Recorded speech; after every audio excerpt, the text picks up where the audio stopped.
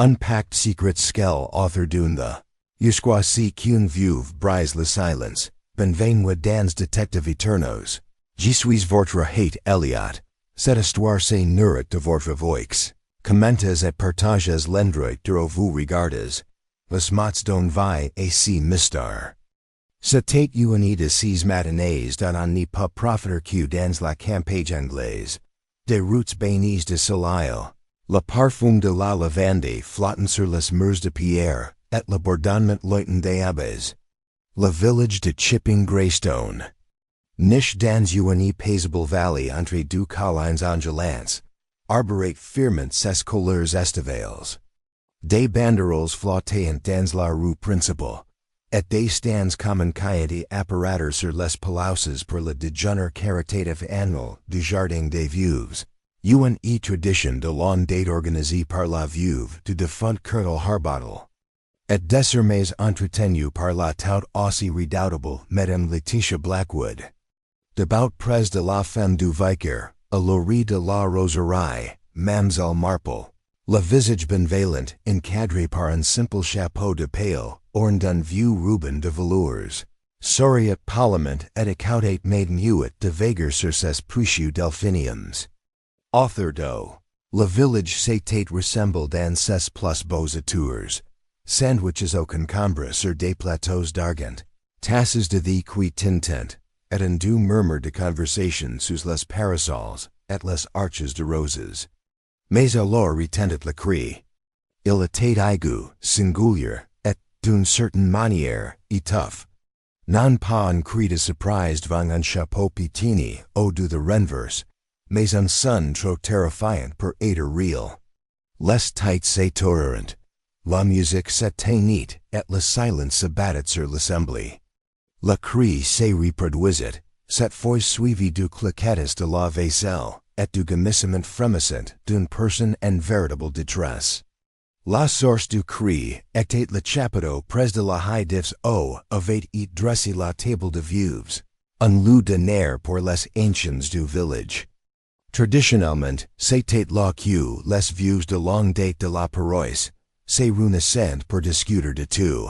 Des confitures aux coutumes du duel, et c'est là que Miss Marple, avec son regard serein et pénétrant, trouvait généralement les observations les plus intéressantes. Mais ce jour-là, quelque chose tourna terriblement mal. Lorsque les invités atteignirent l'entrée du chapiteau, means par le révérend Miller, essoufflé et le regard vide, un petit cercle s'était déjà formé autour de la longue table. Là, affalé sur la nappe en lin, disait le corps sans vie de Madame Blackwood, à se tasse de the renversé et une tache pale et désagréable sur son camissière mauve. Elle s'est effondrée. Balbutia Madame Sybil Pratt, les yeux écarquillés derrière ses lunettes. Un instant, elle parlait de la garden party de la vac. At l'instant d'après, mon Dieu! Elle s'est mise à se tordre et à se fondre. Elle est partie. Dit le docteur Symes, qui s'était faufilé l'intérieur et examinait maintenant la silhouette immobile. Il leva les yeux d'un air sombre. Il n'y a plus de poules. Elle n'y respire plus. La rigidité cadavérique n'est pas encore installée. Elle est morte il y a quelques instants. Mais c'était scrément de causes naturelles. Demanda le Major Fitzwilliam, serrant son chapeau de paille. Une femme de son gige, du poison. Dit la médecine d'un ton sec.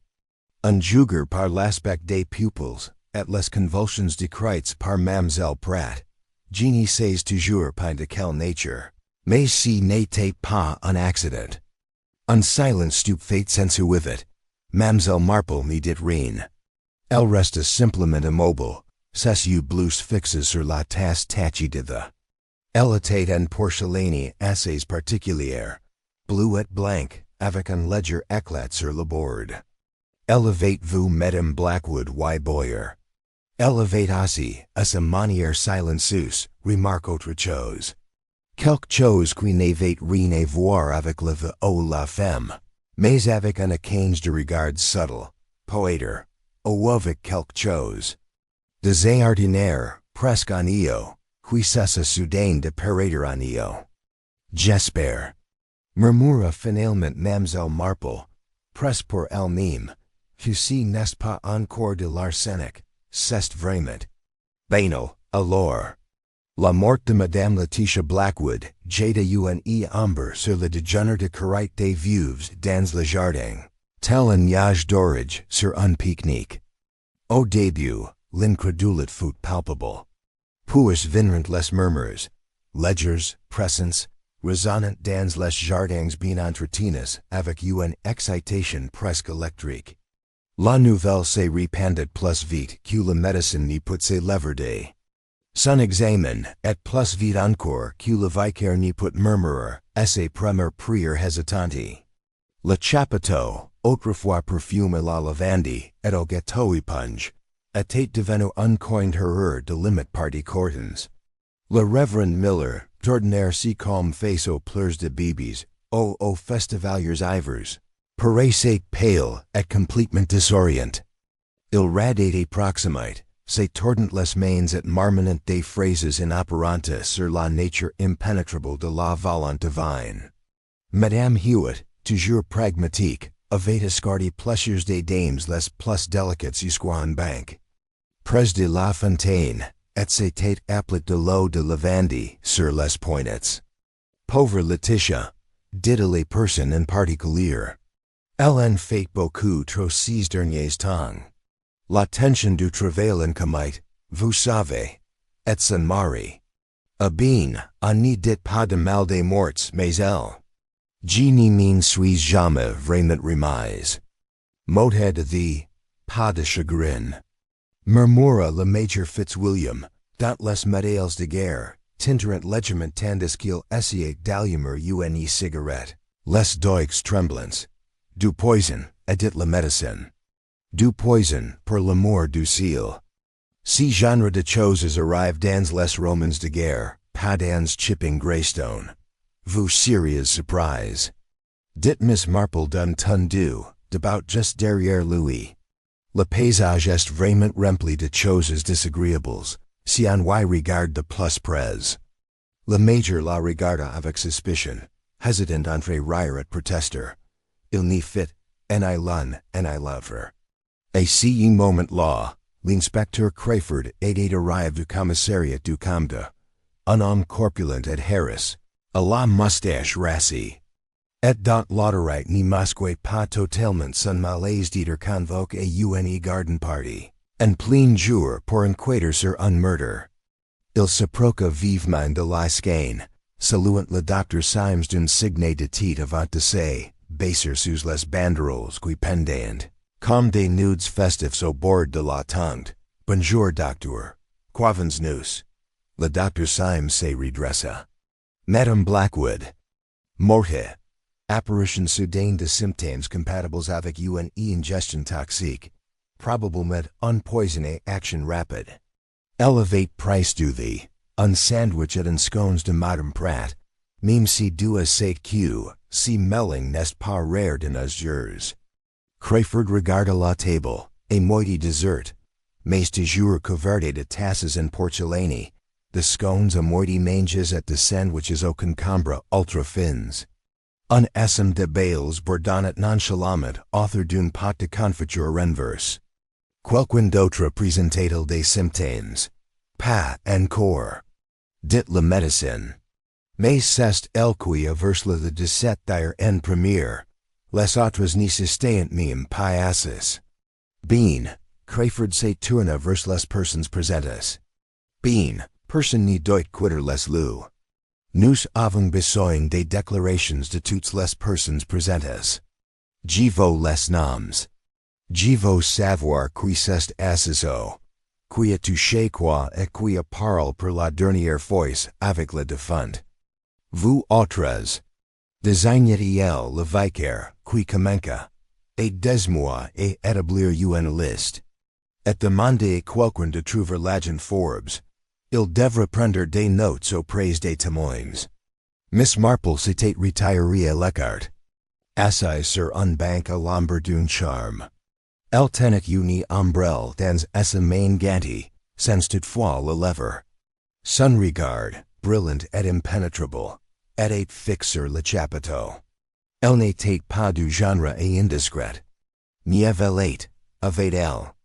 Appris depuis longtemps, accoutre, et le village parlet. Je jure qu'elle n'est plus aussi belle ces derniers temps. Dit la jeune Millie Bostwick, une bavarde aux cheveux boucles qui venait à peine de terminer ses 6e année et qui aidait aux fêtes du village.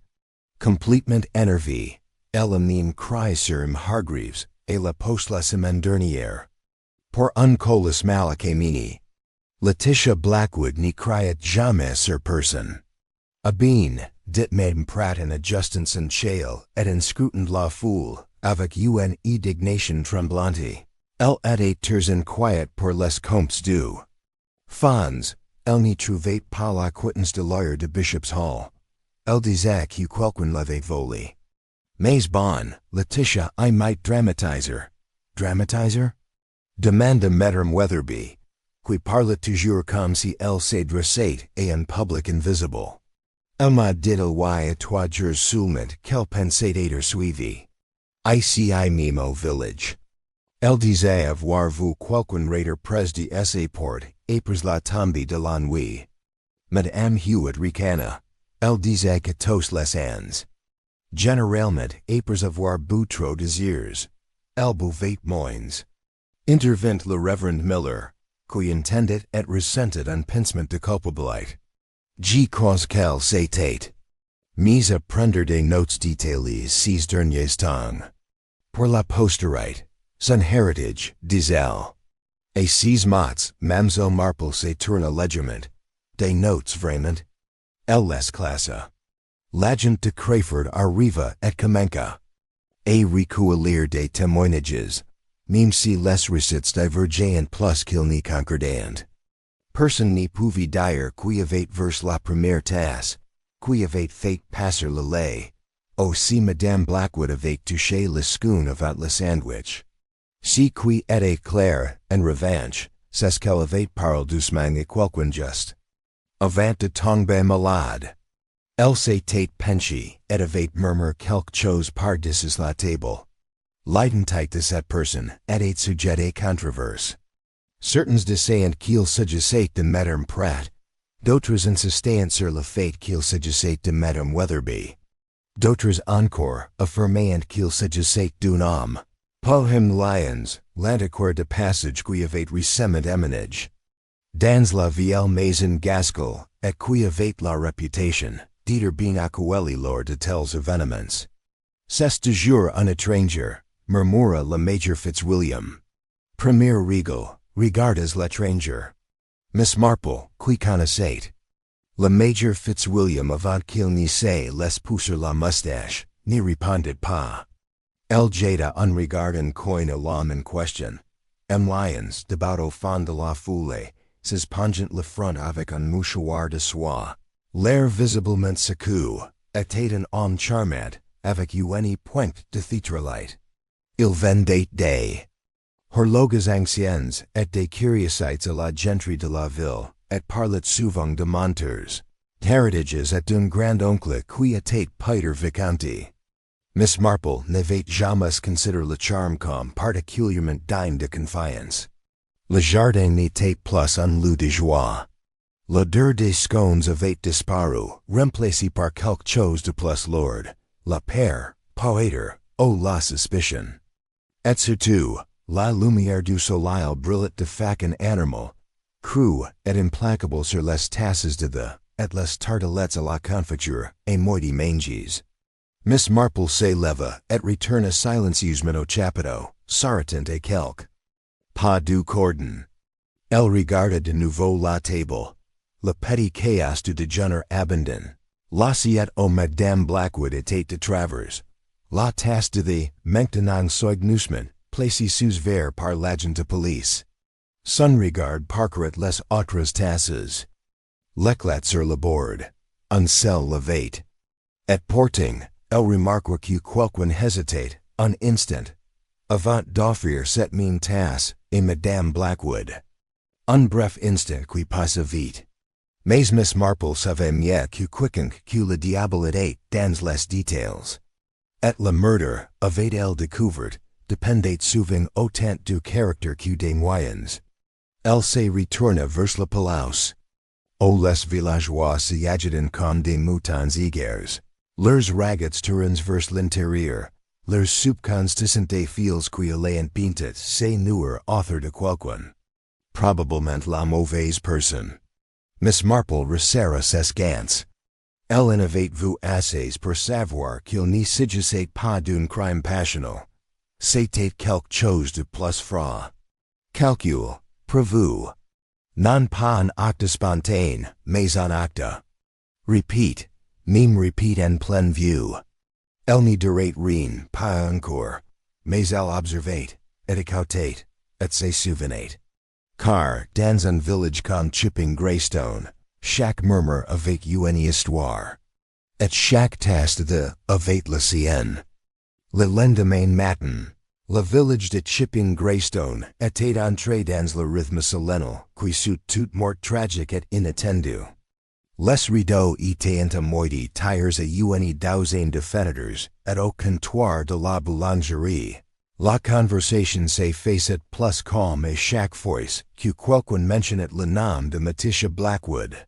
Le chapiteau du jardin était toujours entouré d'une épaisse ficelle, flottant légèrement au vent comme un fanion funéraire.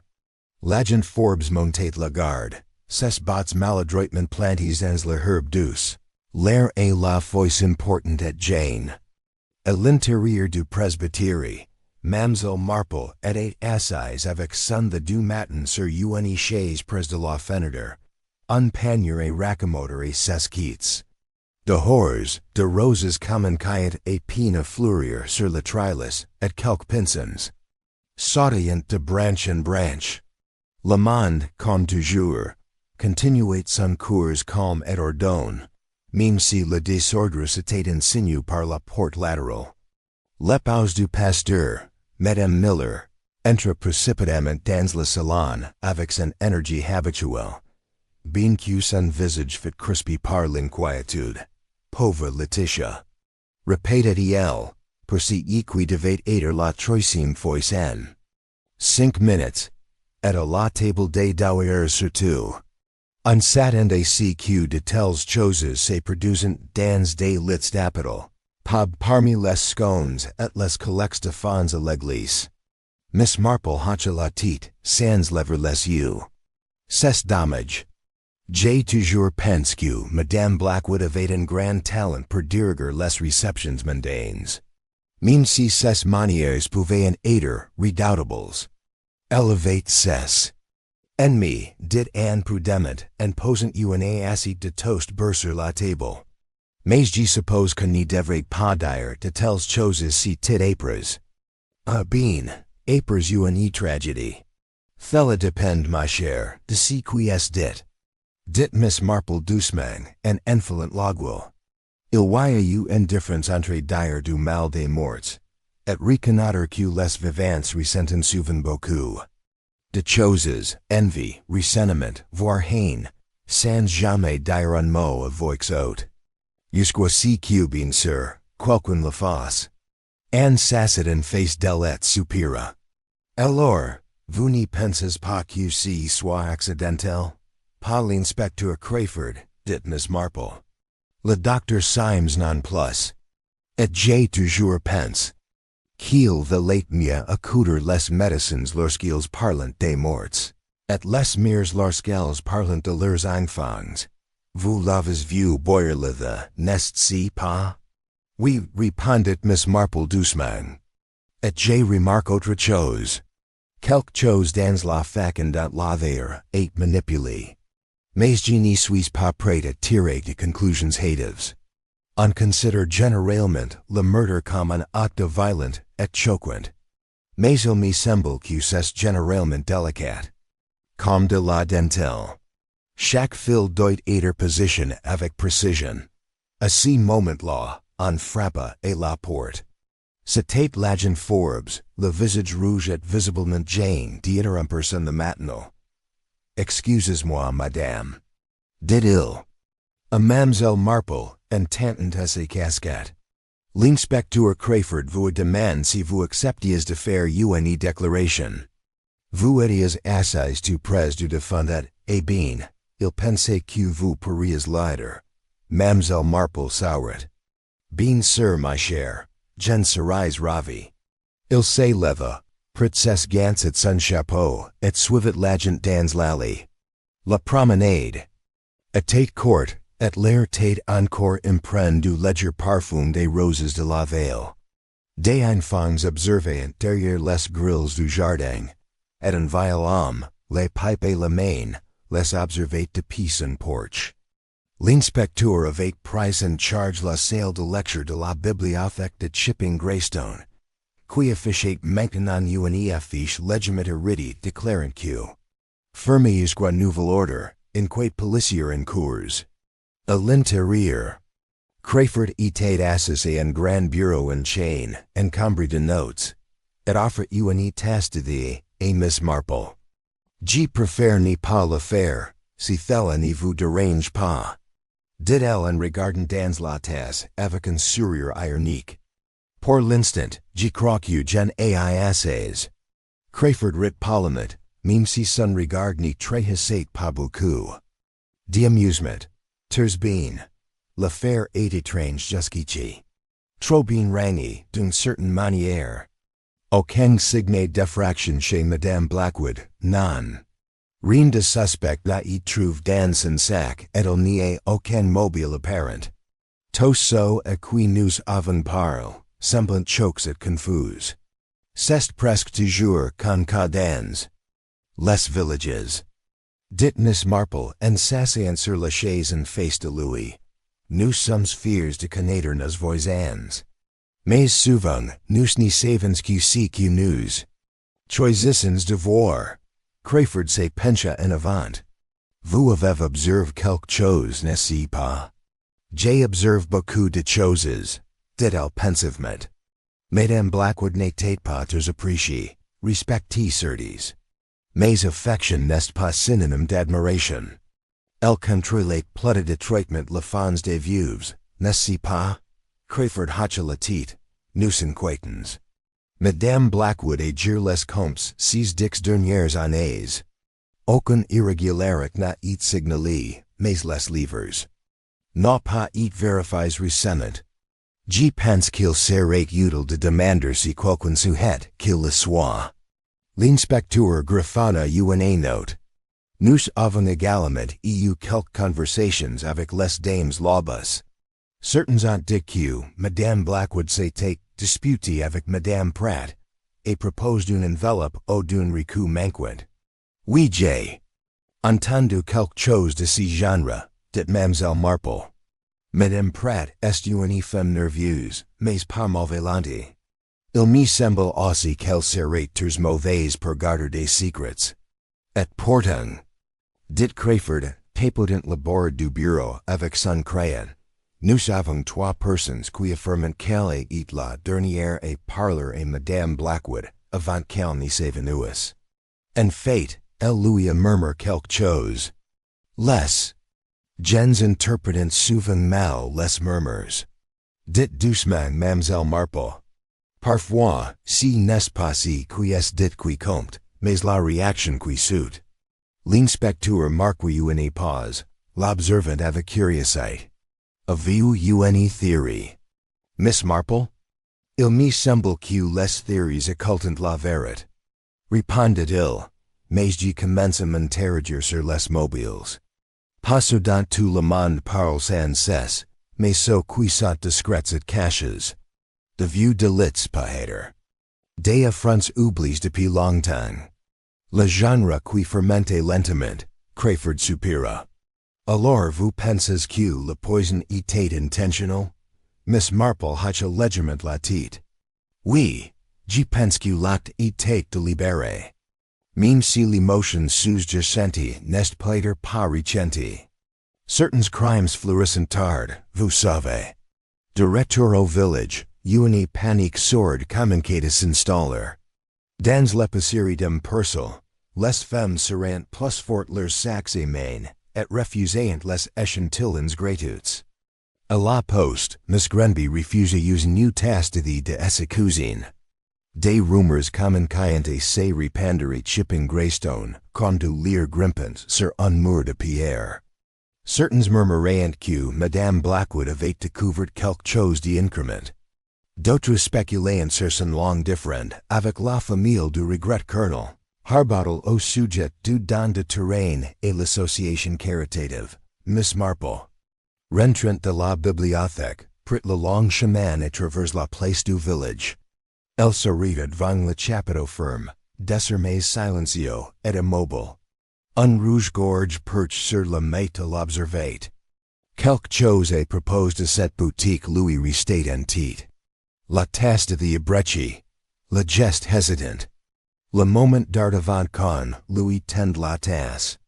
Un détail, mais les détails containent. Le poison n'était pas égaré. Il fallait le manipuler. Le distribuer. Just au bon moment. Et si Madame Blackwood n'était pas servie elle-même Sunday. Si dont Miss Marple était certain. Alors quelqu'un avait délibérément choisi cette tasse pour elle. Si n'était pas un hasard. Si n'était pas une négligence. Une intention. Et Peter que la réponse ne se trouvait pas seulement dans la tasse. Oh la the, and I mean dans le murmure qui suivait. Peut-être que la réponse réside dans l'attente de cette tasse tendue dans la main droite. Elle avait besoin de parler à voix basse à certaines personnes. De poser des questions qui semblaient entrer que de simples questions d'intérêt. Elle avait découvert que les raggets, bien traits, pouvaient être plus révélateurs que n'importe quel autre médico-légal. Si murder cachait bien plus qu'une vieille veuve et une égorgée de the fatal. Et Miss Marple, son sac en tricot. En bandoulière, le regard calme et pensif, était bien disposé à le démolir. Le jeudi midi, chipping Greystone s'était scindé en deux camps. So qui craignant d'être suspects, et so qui espérant l'autre, juste pour le plaisir d'être interrogés par la police. Miss Marple, assise tranquillement dans son jardin. Un brin de poil de centre sur les genoux, recevait la visite des deux types de personnes. Elle avait toujours eu une façon délicate d'attirer les confidences. Et les villageois avaient depuis longtemps appris que parlerait Miss Marple. C'était comme de poser ses propres soucis dans une tasse de the délicate, continuette, et la langue, très révélateur. Mais tandis que le village boulonnait de suppositions, l'inspecteur Crayford avait commencé à réduire sa liste. Un lion aux lions. Un enquête il et son agent sit et après midi là, alors qu'il examinait les déclarations au poste. Tout juste arrive de passage. Il semblait s'intéresser outre mesure au service et mon avis. L'agent Forbes, prenant conscientisement des notes, haussa un sourcil. Antiquaire, monsieur. Il parle beaucoup de repose-pieds Queen Anne et de tisaniers Georgians. Pensez-vous qu'il soit un suspect potentiel? Crayford franca les sourcils. Il avait un mobile. Apparemment, il a eu plusieurs disputes récentes avec Madame Blackwood au sujet d'une paire de chandeliers qu'elle prétendait provenir du domaine Harbottle. Elle a dit qu'il avait été donné aux fonds des veuves. Lions voulaient les acheter, mais elle a refusé de les vendre. Pas vraiment de raison de l'empoisonner en public. Non. Admit Crayford. Mais on l'a vu raider près des years avant le déjeuner. Et je n'y fais confiance à personne portant une cravate de soie en juin. Pendant ce temps, Miss Marple avait décidé de rendre visite à Madame Sybil Pratt, qui habitait une modeste maisonnette non loin du cimetière. Madame Pratt était une femme délicate, sujette des actes de nervosité et de longues explications, qui s'enroulaient comme des fils. Mais Miss Marple avait toujours constaté que l'anxiété précédait souvent l'honnêteté, et condition d'attendre suffisamment longtemps. Madame Pratt le salua d'un battement de mains. Oh Miss Marple, ma chère, entrez. Excuses l'état du salon. Je suis complètement inconscient, vous savez, depuis le déjeuner. Je n'ai pas ferme l'oeil. Je n'arrête pas de vous retourner. La façon dont vous êtes effacé en avant, comme une marionnette dans un aura couple fils. Miss Marple se laissa guider, remarquant avec une curiosité polie le léger parfum de vinaigre et de camomille. Elle accepta une tasse de thé, mais n'y la but pas. La laissant réchauffer ses doigts en s'installant dans un vieux fauteuil près de la cheminée. Je crois que vous étiez assise à la gauche de Madame Blackwood. Dites doucement Mademoiselle Marple. Oui, oui, juste à quitte d'elle. Dites Madame Pratt, les yeux écarquillés derrière ses lunettes. Vous m'avez murmuré quelque chose juste avant de prendre cette affreuse gorgée. Je pense que vous alliez faire un commentaire sur la marmelade. But qu'avez-vous dit? Madame Pratt hésita.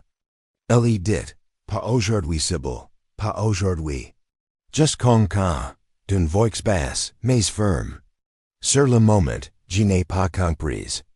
Je pense qu'elle voulait dire qu'elle ne voulait pas du scone et la framboise que je lui offrais. Mais maintenant, je crois qu'elle voulait dire autre chose. Mademoiselle Marple hocha la tête, comme si elle écoutait quelqu'un décrire le temps. Et lui aviez-vous parlé plus tôt dans la journée?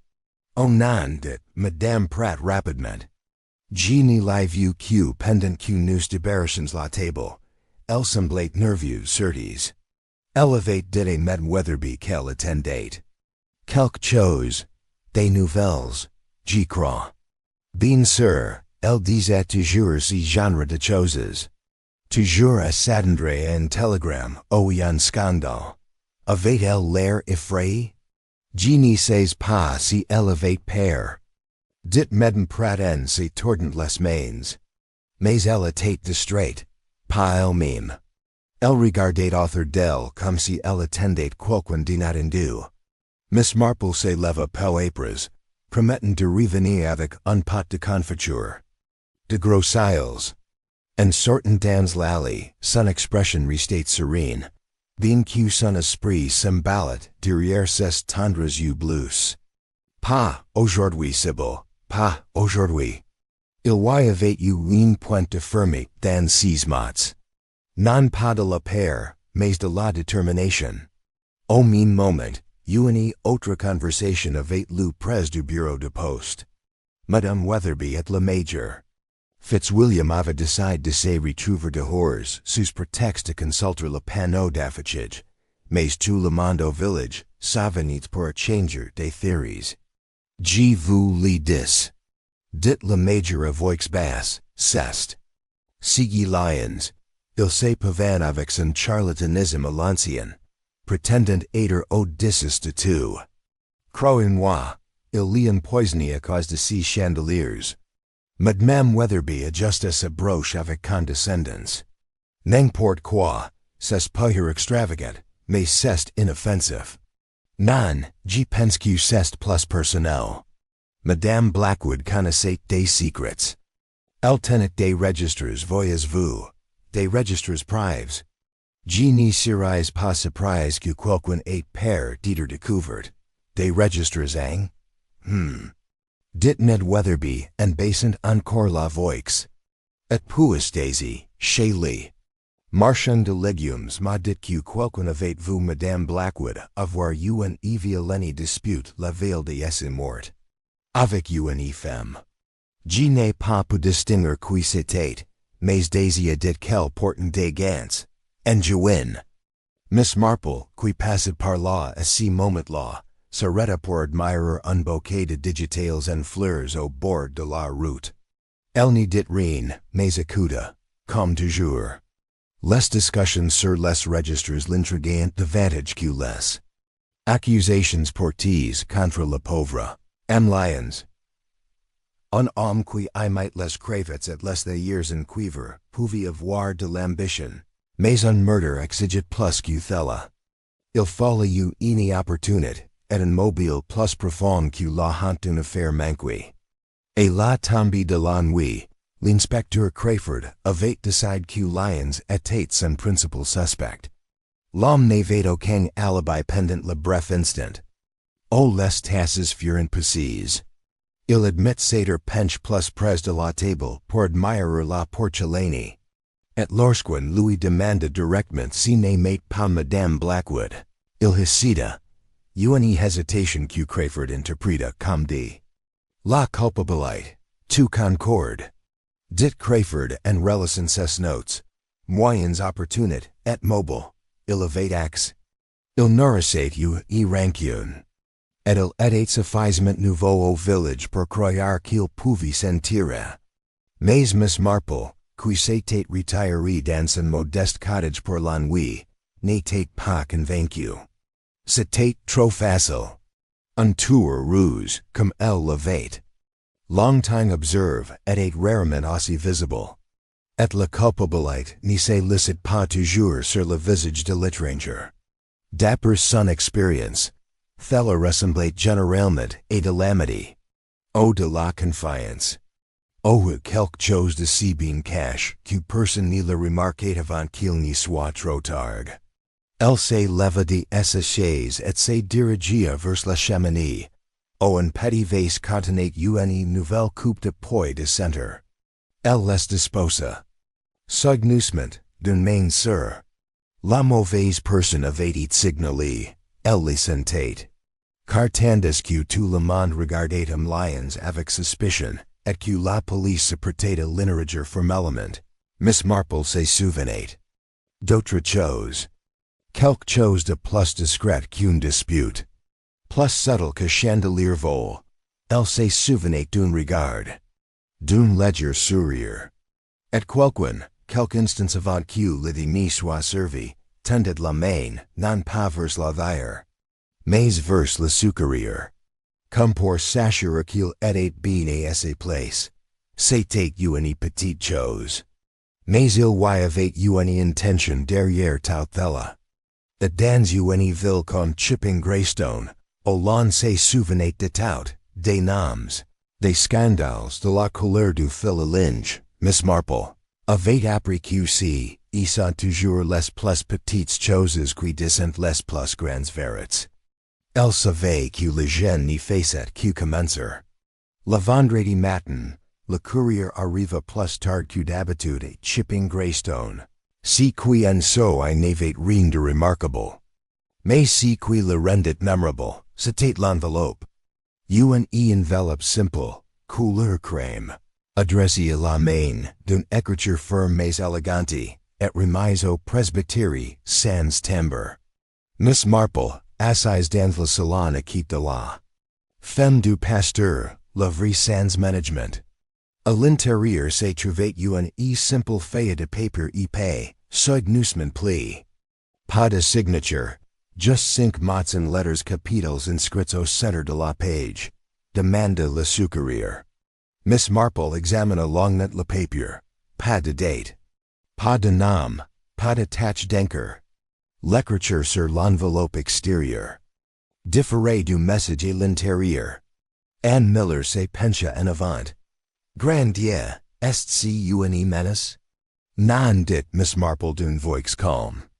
Si n'est pas une menace, c'est une adresse. Elle tourna la page et examina le verso. Il était vierge. Elle leva la page et la lumière. Il n'y avait pas de filigrane. Mais une légère odeur de lavande imprégnait le papier, d'essuie et de libéré. Quelqu'un essayait d'aider. Oh, de guider. Miss Marple plia soigneusement le mot et le garda dans son sac. Anne, auriez-vous l'amabilité d'avertir le vicaire? Je crois que je vais faire un tour en ville. Si matin-là, l'air était frais et le ciel clair. Un calme tromper planet. Sur Chipping Greystone, de ce qui précédent souvent les orages. Presque dans chaque maison, la rumeur courait que l'inspecteur Crayford se prêtait à accuser en lions l'antiquaire. À sa prétendue raison, la dispute concernait le refuge. De Medenham Blackwood de vendre les chandeliers, avait suffi à salir son destin au lieu du public. Mais Miss Marple n'avait jamais cru aux histoires bien ficelées. Elles avaient le don de dissimuler les plus brillants. Il parcourait le long chemin jusqu'à la place du village, saluant les passants, et échangeant des salutations chaleureuses. Avec la femme du commerçant, et Madame Appleby, qui continuait à raconter qui l'écoutait qu'elle avait vu le fantôme de Madame Blackwood dans ses roses aperties au crépuscule. Ma cousine était toujours là, même si elle s'était légèrement effacée sous le poids de la désuétude, de la suspicion. L'agent de garde, le jeune Forbes, était heureux de revoir Miss Marple. Bonjour, madame. Bonjour, agent. Répondit Miss Marple avec un sourire. Je me demande si l'inspecteur examine minutieusement le service de toutes les tasses d'ailleurs et le sucrerie. Forbes cligna des yeux. Du sucre? Oui. Dit-il d'un ton léger. Je crois que y en avait deux, une de chaque qui de la long table, pour que les dames n'aient pas de les distribuer. Je crois. Seriez-vous aux les importantes après le déjeuner? Forbes se gratta la tête. Eh bien, je crois que Madame Pratt tu remas et la émine la cuisine de l'église. Elle est la nièce du pasteur en fait la vaisselle. Le sourire de Mademoiselle Marple s'y accentua. J'y vais. Puis-je aller jeter un coup d'huile? 10 minutes plus tard, Mademoiselle Marple était dans l'étroite boinderie derrière l'église Saint-Judas, examinant une table où se trouvaient deux sucriers, presque identiques, à l'exception d'une minuscule fissure dans la poignée de l'un d'eau. Il les souleva avec précaution. La fissure était celle d'un briquet. Il regarda à l'intérieur des deux.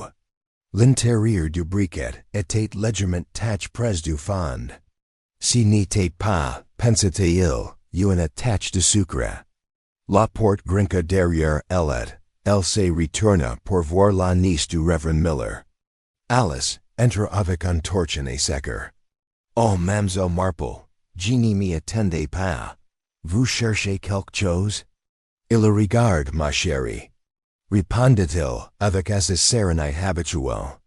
Dites-moi, quand vous avez lève sociae, avez-vous remarqué lequel vous avez le plus utilis? Alice cligna des yeux. Eh bien, la poignée cassée avait épine touchée. J'étais encore et moitié pleine, l'autre. A-t-il souligné?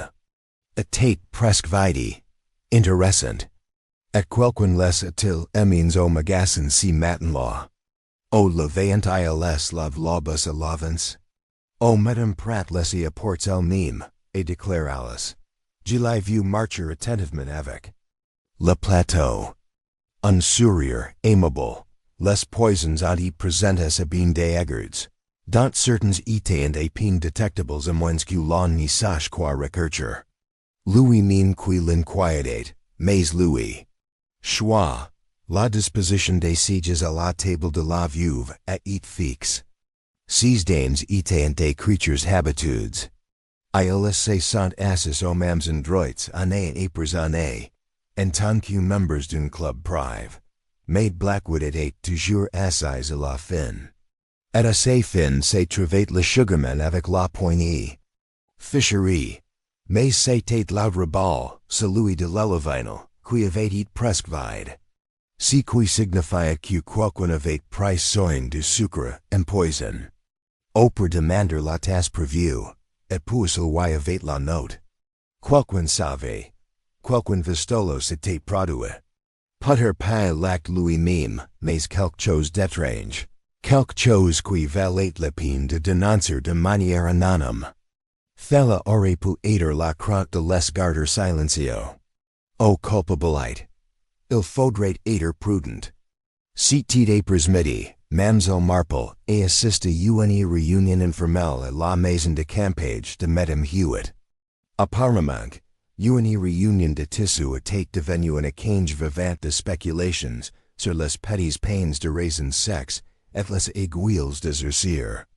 Apparait par lion, et déclare Mad Weatherby. Étranger coutumes, trop de parfum et toujours, and demande en qui est le propriétaire de quoi. Rappelez-vous si que je vous dis, est venu ici à la recherche de problèmes. Je pense que le pauvre homme se sent tout simplement seul, et déclare la femme du vicaire en remuant l'évi. Il n'a pas de famille, et voulait juste être impliqué. Je l'ai vu donner à Madame Blackwood un bouquet de violets la veille de sa mort. Madame Pratt, assise sur une chaise rembourrée près de la fenêtre, et attrape sa tasse avec force. Te souviens de quel sucre avez-vous placé quelle extrémité de la table? Demanda Mademoiselle Marple avec la douceur la regardant. Madame Pratt cligna des yeux. Ah bien, oui, j'ai toujours le bal avec une border bleue, et le fisher pour. Le quitte ouest. Mellinger avec le jet de vie. L'autre reste un peu plus lourd. Alors je l'ai mis plus près de Madame Weatherby. Il est difficile pour lui de l'atteindre. Pourquoi? Just une curiosité. Vous avez un excellent travail in organising tout. Then the delivery method, yes. But the action, service tea, deliver the cup, was where the murder occurred. The cup with the chip, served by one, delivered by another. He recalled the moment of confusion, the change of hands when lunch began. Someone had passed that cup deliberately, and someone else had made sure that the sugar reached the side of the table of Mrs. Blackwood. It was not just as poison. It was démement and trust. The people were full of those things. And Miss Marple, tisser tranquillement par le feu, savait que la vérité était enterrée just in dessus eau, comme les mauvaises herbes sous une herbe parfaite, attendant l'arrivée du bon climat. Pour samedi matin, l'atmosphère de chipping greystone avait change. L'agitation qui s'était d'abord installée comme un fin brûlard sur les gens avait apaisé, devenant quelque chose de plus visible. Latéralement regarde le greengrocer. Les chuchotements précipitent dans la porche de l'église. Les courtes gracieusettes qui s'est terminées trop vite. La harmonie habituelle de la vie quotidienne avait cédé la place à la suspicion et à la peur silencieuse. Personne ne le dit à haute voix, mais la certitude était présente dans les yeux de tout le monde. Le meurtrier était parmi eux. Mademoiselle Marple, marchant comme toujours, à travers l'étang des canards et traversant le cimetière, a remarqué même les oies semblant plus silencieuses. Il avait passé la matinée à relire les deux notes anonymes, maintenant stockées. Dans un tiroir à quitte de sa couturière. Il est à nouveau considéré la lettre, delibrement inégal, une tentative claire de cacher l'identité. Mais il y avait un petit détail qui n'avait pas été négligé. L'air de la lavandie dans la première lettre. Une seule personne. De la ville que Mademoiselle Marple connaissait, a toujours bord ses tiroirs avec du papier lavandie, Madame Weatherby. Mais la deuxième note, le griboulage hastif crayon, n'avait rien de l'élégance du premier. Son ton précipite suggérait l'urgence. Peut-être même la panique. Il soupçonnait qu'il venait d'une autre main. Le contraste l'a intrigué. Un message pour le guider vers une piste. L'autre repeater pour le loiner de quelqu'un. Si matin-là, il y rendu visite à l'inspecteur Crayford, dans le poste de police temporaire, toujours installé dans la salle de lecture de la bibliothèque. L'inspecteur a soigneusement examiné une de déclarations de témoins, avec un froncement de sourcils. Con qui sait que quelque chose est perdu, mais n'y comprend pas quoi. Madame Marple, a-t-il dit, d'abord, quand il l'a vu entrer. Est-ce que cela m'offre plus de names philosophiques? Si n'y sont pas des énigmes, a-t-il dit doucement. Si sont des observations. Des observations? Il lui a dit de s'y asseoir. Il y le mot. Il a placé son sac à quitte de sa chaise. La table de la veuve, ses routines et même leurs secrets. Personne n'admet avoir vu quelque chose de suspect. Oui, et déclare Mademoiselle Marple, et j'y penses qu'il pourrait l'autre. Mais les secrets fussent souvent lorsque les gens croyant que le récit n'y contrail plus. Crayford franca les sourcils, que suggerez-vous? G le sugar inspecteur, G n'y demande juste. Par exemple, pourquoi Madame Blackwood est soudainement commencé à porter un livre de compte prive? G n'y l'avais jamais fait auparavant. Et pourquoi avez-vous mentionné que je m'attendais à nouvelles peu de temps avant de mourir? Crayford a frappé son crayon. Pensez-vous qu'elle ait découvert quelque chose? Oui, répondit Mademoiselle Marple. Je pense que Madame Blackwood a découvert quelque chose qu'elle avait l'intention de révéler, quelque chose de naïf pour quelqu'un proche d'elle. Et je pense que quelqu'un a décidé de dire avant qu'elle n'y puisse parler. Crayford se coucha, pensant clairement. Et le sugarman?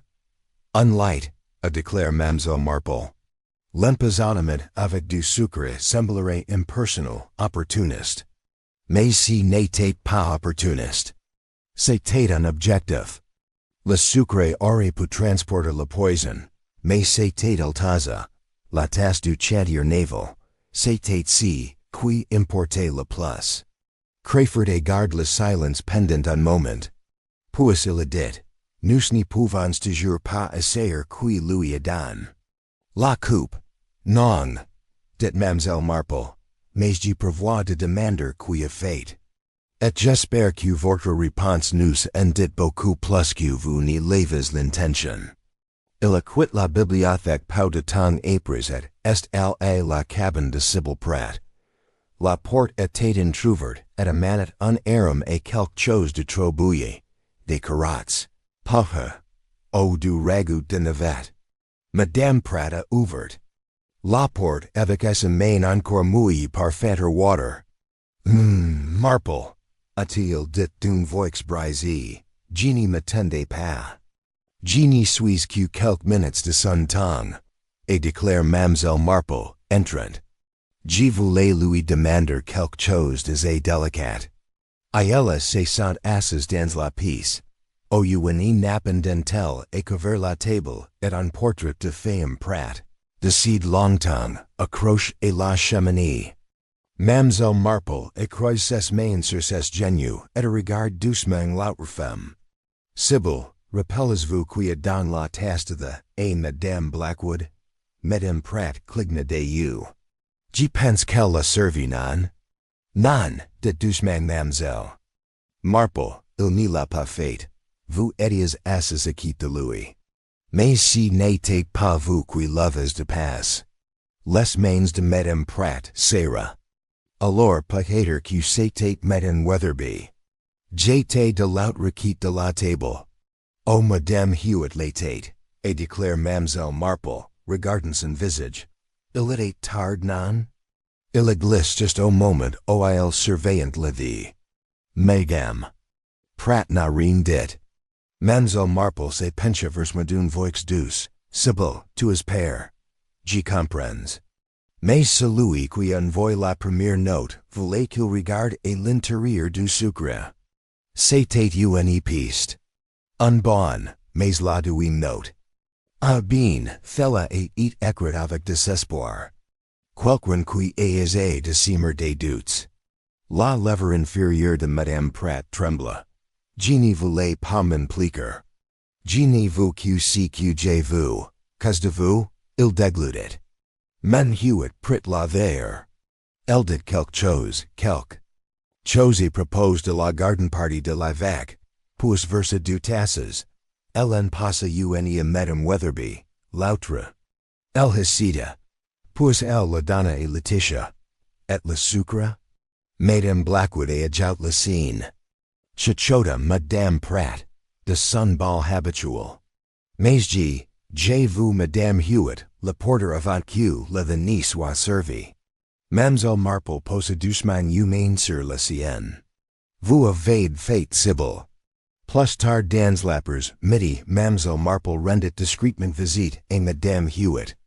La femme l'accueillit chaleureusement, même si une attention sur son charme se dégageait, absent plus tit dans la semaine. Entrez, si vous plaît, dit-elle. J'étais train de polir l'argenterie. Els prirat la vie, mademoiselle Marple décline parlement le sucre, et discuterant de la vie du village, de l'état des hortensias, et de la tragédie qui persistait, au cours d'un déjeuner dans le jardin. À un moment, mademoiselle Marple dit d'un ton léger, je suppose que Laetitia avait ses défauts, mais elle n'a jamais perdu le contrôle du fond des veuves, pas une seule voice. Madame Hewitt remuait en the tersbeen. Elle était méticuleuse. J'ai entendu dire, ajuda mademoiselle Marple, qu'elle avait trouvé une anomalie dans les comptes. La main de Madame Hewitt s'immobilisa en plein milieu de l'opération. Vraiment? C'est la première fois que je n'entends parler. Oui, apparemment une petite anomalie, pas accidentelle. Mais elle avait l'intention de la soumettre. Au comite, elle dit au Reverend Miller qu'elle avait tout note. Madame Hewitt eut un rire cassant. Eh bien, je suis sûr que si y a quelque chose à découvrir, l'inspecteur l'y découvrira. Mademoiselle Marple sourit, mais n'y silla pas. Oui, je suppose que oui. En sortant, elle sentit une légère odeur dans l'air. Pas de lavande, mais quelque chose de plus fort. Quelque chose comme des amants amers. Arrivée sur la route, elle s'arrêta et regarda en arrière. Madame Hewitt observait par la fenêtre. Le soleil disparaissait derrière les nuages, laissant le cottage dans l'ombre. Miss Marple fit demi-tour et rentra chez elle, certain désormais que le crime avait des racines bien plus profondes qu'une querelle de chandeliers ou de statut social. Il s'agissait d'une trahison, et de la part d'être démasquée. La vérité. Sentait-elle, planetes et portée, et quelqu'un commença à paniquer. Le dimanche matin, Chipping Greystone se révéla au son des cloches de l'église, qui sonnaient dans la vallée, rappel de la tradition, du recueillement et de l'ordre. Mais sous la cadence régulière des hymnes et le claquement des chaussures cerises sur les paves, une incertitude sourde planète. Les villageois assistèrent à la cérémonie en plus grand nombre que d'habitude, attirés autant par le devoir spirituel que par la curiosité. On attendait un signe, quelque chose, n'importe quoi, pour rompre le silence qui entourait. La mort de Madame Blackwood. La banque habituelle de la douarerie restait vide, une bande de bois sombre dans la lumière tamisée des vitraux. Il avait été discrètement recouvert d'un tissu noir, mais son vide était plus fort que n'importe quel. Sermon. Mademoiselle Marple arriva comme toujours, chapeau modeste, gants soigneusement repassés et un petit sac à main sous le bras. Elle était assise du rang derrière le vicaire, l'air bienveillant et serein, mais l'esprit toujours aussi alerte. Elle remarqua beaucoup de choses pendant la cérémonie. Elle réalisa que Madame Hewitt n'y regardait personne dans les yeux, fixant l'autel avec une intensité pieuse. Il remarqua que Lions était assis seul au fond, pale et diminué dans son manteau sur mesure. Si n'était plus l'antiquaire flamboyant, mais un homme de place et en disgrace. Il remarqua également que Sybil Pratt était assise, raide, les mains jointes sur ses genoux, comme si elle se cramponnait à une vérité qu'elle aurait préféré ni jamais apprendre. Après la cérémonie, les gens s'y attardèrent sur la pelouse. On parla du temps, du mauvais développement des géraniums, et de la frustration croissante de l'inspecteur Crayford. L'arrestation de Mme Lyons, qui semblait si inévitable du jours plus tit, avait tranquillement calé. Aucune inculpation formelle n'avait été portée. Les preuves étaient maigres, et Lyons avait fermement ni avoir empoisonné que. Si soit, pourtant, la plupart des villageois restaient convaincus de sa culpabilité. Il était, comme le savait Miss Marple, bien plus facile de pointer du doigt l'étranger que de se regarder. Mais si maintenant la situation changea. Tout commença par un incident simple. presque pas in a percu. Un cambriolage mineur. Paué prisons et airs, l'inspecteur Forbes fut convoqué au domicile de Madame Weatherby, qui signala que quoiqu'un s'était introduit dans son bureau pendant son service. Rien ne semblait avoir été vol, ni argent, ni bijoux, ni argent n'avait disparu du tiroir de sa commode, mais un tiroir de son bureau avait été force. Et dans ce tiroir, prétendait-il, se trouvait une lettre de Madame Blackwood.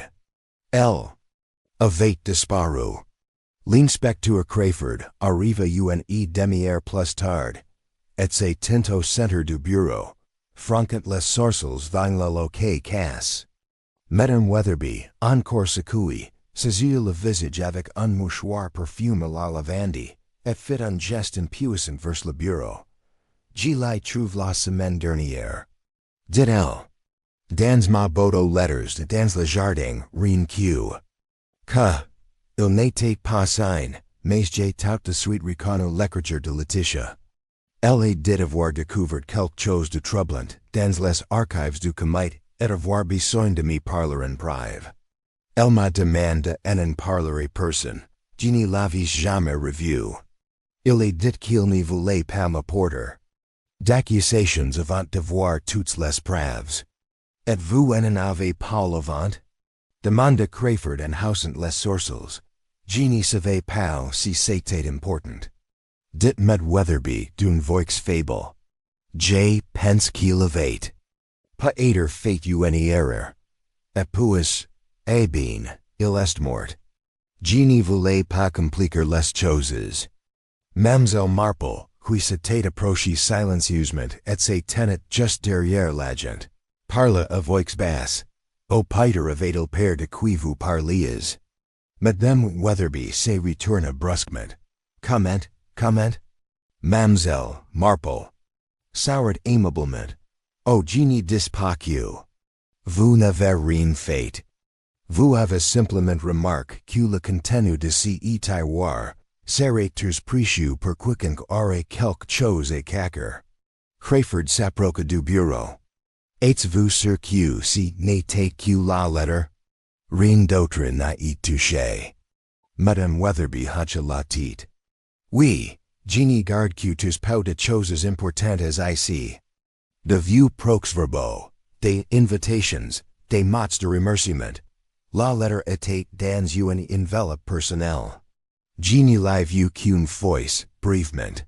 A-t-il mentionné des noms? Non, seulement, il y avait un problème avec les comptes. Elle craignait que quelqu'un ait volé les fonds. Miss Marple pencha la tête. Cela aurait provoqué un scandale, surtout si le responsable était en position de confiance. Crayford revint dans la pièce. Alors nous avons un voleur, ou quelqu'un de désespéré pour brûler les pistes. Si Madame Blackwood était prête à révéler quoi que ce soit, et que cette lettre contenait un indice, alors il faut se demander, dit Miss Marple, qui connaissait son existence. Le suspect ours existait bel et bien. Le cambriolage n'a pas seulement soulevé des questions, il a complètement redéfini le climat de l'enquête. Soudain, ce qui se sentait enragés par leurs théories sont devenues incertaines. Si quelqu'un était entré chez Mère Weatherby en plein jour, à l'heure la plus fréquentée du village, cela signifiait que le danger n'était pas passé. Cela signifiait que le meurtrier communiquait s'inquiéter. C'était après-midi là, mademoiselle. Marple prit les vies, avec les femmes du pasteur. La conversation commença assez anodine, par des ragots sur la pitiable section d'altos de la chorale, mais elle dévia bientôt vers la lettre disparue. Je suppose, dit Anne en versant, le d'une main tremblante, que Madame Blackwood devait savoir quelque chose qui pourrait ruiner quelqu'un. Mademoiselle Marple hocha la tête. Oui, et elle avait l'intention de le révéler, mais je me demande, et si elle l'avait déjà fait, en cligne de you. Vous voulez dire que quelqu'un d'autre pourrait avoir la lettre? Pas seulement. La lettre, dit Miss Marple. Poher of 8 el parle quelqu'un. O les uni trace. On ne se prepare pas à une confrontation sans se protéger un peu. An hicida. Pensez-vous qu'il en ait les uni caupi? Je pense qu'il a peut fait part de ses soupçons et quelqu'un en qui il avait confiance. Quelqu'un. Qu'il pensait extérieur au cercle proche du fond. La femme de vicaire franca les sourcils. Qui fella pour il later. Quelqu'un d'intelligent, discret. Pas aider mean quelqu'un qui gagne ses vies en posant des questions. An la fixe du regard. Vous n'y parlez pas de lions? Les yeux de Miss Marple pétillèrent légèrement. Pourquoi pas? C'est nouveau oui, mais Laetitia n'était pas stupide. Elle a pas aider pense que je serais impartial. Anne murmura, pensez-vous qu'il a la copie? Je pense qu'il serait temps que quelqu'un le lui demande. Si cela, Miss Marple rendit une discrète visite en Lyons. Essa maison, niche sous les vieux haters de Gasco Lane, semblait de placer dans la pénombre actuelle. Le jardin autrefois bien entretenu était maintenant négligé et une. Sous lumière brûlée dans le salon. M. Lyons ouvrit la porte avec un air de surprise prudent. Miss Marple, dit-il. Je ne m'attendais pas à recevoir. Je me demandais, dit-il, si je pouvais vous parler de Madame Blackwood. Ils resteront assis en silence un moment avant qu'il n'y prenne la parole. Elle est venue me voir il y a 10 jours, dit-il enfin. Elle voulait savoir si vous teniez des registres, des archives. Elle cherchait des schemas, de petits montants qui disparaissaient du fonds au fil du temps. Pas de grosses sommes. Mais assez importantes. Êtes-vous of beaux votre aide? Oui, j'ai vérifié les ricas de la garden party de l'année dernière. J'ai trouvé deux entrées qui n'y correspondaient pas. Une pour les compositions florales, et une pour la location du chapiteau. Toutes deux gonfles, la différence? Pays en espèces. Miss Marple hocha la tête. Et la personne responsable? Je ne sais pas. Admit Lyons. Elle a dit qu'elle soupçonnait, mais elle n'a pas dit qui. Elle attendait confirmation. Et elle a fait tout cas? Oui. Elle en avait une copie. Elle m'en a donné une aussi. Je n'ai pas prêté attention après. Est-ce mort? Je ne savais pas qu'il fallait m'arrêter cas. Miss Marple sourit. Puis-je la voir? Il lui apporta une petite enveloppe, le sceau déjà brise. Et l'intérieur se trouvait une simple feuille de papier, écrite de la main précise de Madame Blackwood. Si m'arrive quelque chose, voici ce que je sais. Compares les relèves de Colette D. Fonds de 1947 et de 1952. Les divergences sont constantes. Toujours lors d'événements organisés par la même personne. Quelqu'un en qui j'avais confiance autrefois, plus maintenant. Ce n'était pas un nom, mais ce fut un rétrécissement de la vision. Et pour Miss Marple, cela suffisait. Elle quitta. M. Lyons avec un mot de remerciement et retourna à son cottage, sous la lune montante, la lettre soigneusement rangée dans son sac à main. Elle le savait. La tour avait agi pour protéger un secret. Mais maintenant, le secret avait une autre. Voix. Et quelqu'un d'autre, pour la première fois, réalisa qu'il n'avait pas tout l'unique exemplaire de la vérité. Le lundi matin, un étrange silence s'était abattu sur Chipping Greystone. Non pas le calme de la paix, mais le silence. D'autant qui précède une tempête. La ville avançait plus lentement. Les gens parlaient avec hésitation. Même les oiseaux du cimetière semblaient plus prudents, comme si savaient que quelque chose de normal subsistait encore dans les haies et les parterres de fleurs. Miss Marple était assise à la table de la cuisine avec une simple tartine. Et une idée de the ledger, la lettre de M. Lyons et quitte de son supérieur. Elle relut, non par nécessite, mais parce qu'elle comprenait la signification de chaque mot soigneusement choisi. Verifies les registers de 1947 et 1952, toujours lors d'événements organisés par la même personne. Quelqu'un qui j'avais confiance autrefois, plus maintenant. Madame Blackwood n'avait pas noté le nom, mais elle avait circonscrit le cercle avec précision. Et cette précision indiquait deux choses à Miss Marple. Premièrement, Laetitia Blackwood savait qui était responsible. Et deuxièmement, elle avait hésité, même la fin, et consigner son nom par écrit. C'était donc la culpabilité. La culpabilité, et non la preuve, qui permettrait de révéler le meurtrier. Et la culpabilité, comme Miss Marple le savait grâce à sa longue observation, était très pénible à supporter.